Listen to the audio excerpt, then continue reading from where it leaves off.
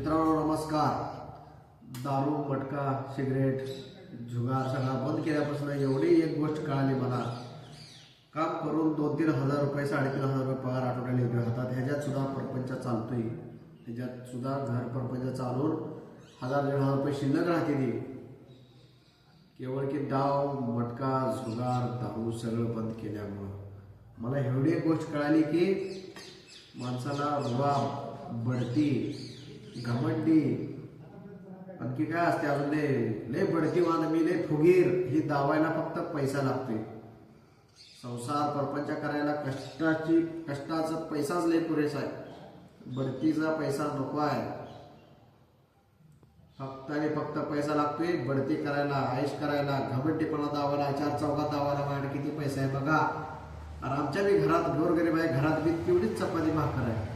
ती तुझ्या बी घरात तेवढीच चपाती भाकर आहे. तेवढीच खावा तेवढीच राहावा. कोणी सुद्धा पैशाचा मास धावू नका एकमेकांना. कोणी सुद्धा लय पैसा आहे म्हणून मटका डाव जुगार खेळायला जाऊ नका. घरात लेकरा बाळाच्या नावावर टाका. बायको लेकराला सोनं करा. तुम्ही बी नीट राहा. एवढा 10-20 रुपये इस्त्रीचे कपडे घालून निवांत मस्तपैकी जगा.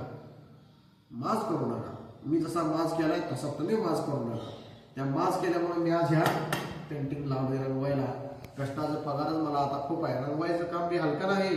500 रुपये दिवसाला पगार आहे. ह्याच्यानं आता सध्या प्रपंच चालू आहे माझा.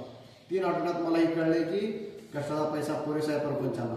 मित्रांनो लाईक करा फॉलो करा. आवडलं तर तुमच्या मित्रांना शेअर करा. जी आकडा डाव जुगार खेळते त्या भाड्याला पहिला शेअर करा.